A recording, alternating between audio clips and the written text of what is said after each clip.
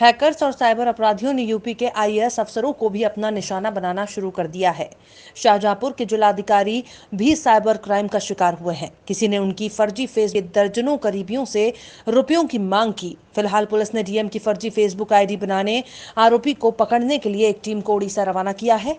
दरअसल 2 दिन पहले साइबर अपराधी में जिलाधिकारी इंद्र विक्रम सिंह की उनके नाम से उनकी एक फोटो लगाकर एक फर्जी फेसबुक आईडी तैयार की, जिसके बाद उनके दर्जनों फेसबुक मित्रों और करीबियों से रुपए मांगे गए। जिलाधिकारी को जैसे ही पता चला कि उनकी फर्जी आईडी से लोगों से पैसे मांगे जा रहे हैं, उन्होंने इसकी शिकायत पुलिस अधीक्षक से की, जिसके बाद आनन फानन में फर्जी फेसबुक आईडी को ब्लॉक कर दिया गया। साइबर सेल की मदद से आरोपी का पता लगाया गया तो डीएम की फर्जी फेसबुक आईडी बनाने वाला उड़ीसा का निकला। आरोपी की गिरफ्तारी के लिए शाहजहांपुर से उड़ीसा के लिए टीम रवाना हो गई है। जल्द ही गिरफ्तारी हो जाएगी। इसके अलावा पुलिस द्वारा लोगों से अपील की गई है कि किसी भी तरह से अपने बैंक अकाउंट की जानकारी साझा ना करें।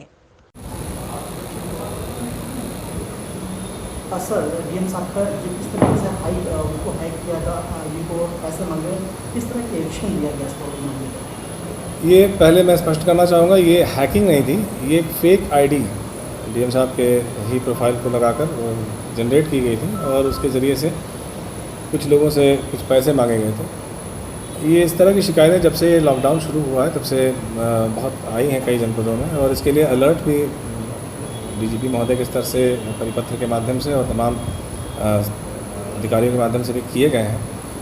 तो जब ये सूचना हम लोगों को मिली तो तत्काल ही त्वरित कार्रवाई करते हुए उस आईडी को लोकेट कर लिया गया। पहले तो ब्लॉक किया गया, उसके बाद फिर लोकेट किया गया। उड़ीसा में बनी पाई गई। अब तक फेसबुक को लिखा गया है कि इसकी डिटेल्स दें, उसकी अभी बाकी डिटेल्स आना बाकी हैं, इस पर काम चल रहा है।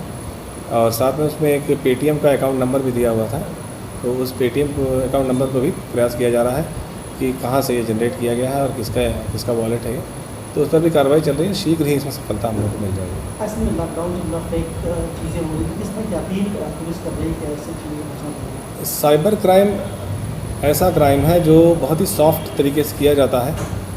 पब्लिक को इससे असुविधा बहुत होती है। इस लिहाज से एक बहुत ही डिटेल्ड सर्कुलर डीजीपी महोदय के स्तर से भी निर्गत किया गया है पुलिस मुख्यालय के द्वारा। इसमें बहुत सारी जो सावधानियां हैं वो बरतने के लिए कहा गया है। जैसे आपके बैंक डिटेल्स वगैरह अगर कोई मांगे तो उसको कतई शेयर नहीं किया जाए। कोई भी बैंक डिटेल्स नहीं मांगती है अपने कस्टमर्स से।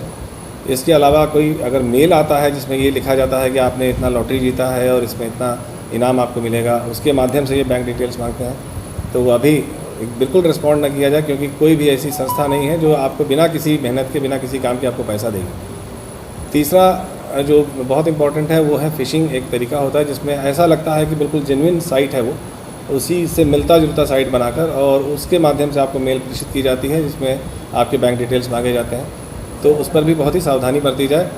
चौथा यह है कि अगर किसी को सर्च करना हो किसी उससे, तो आप लीगल जो उसकी वेबसाइट है उसी साइट पर जाकर उसके बारे में जानकारी प्राप्त करें। अन्यथा जैसे गूगल से आप सर्च करते हैं तो बहुत सारे ऐसे उन्होंने डाल रखे हैं जिसमें फ़र्ज़ी तरीके से आपको जो है गुमराह करने के नियत से बहुत सी इन्फॉर्मेशन आती है, तो इस पर बहुत सावधानी बरतने की आवश्यकता है। तो सामान्य तौर पर ये अगर प्रिकॉशंस हम लेंगे तो हम इस साइबर क्राइम से बचे रहेंगे। तो ये मैं पुनः एक बार आपके माध्यम से जनता को ये बताना चाहता हूँ कि ये बहुत ही सॉफ्ट क्राइम है। कभी भी जल्दीबाजी में कोई भी सूचना अपनी किसी भी इलेक्ट्रॉनिक इससे सोशल मीडिया पे आप शेयर न करें।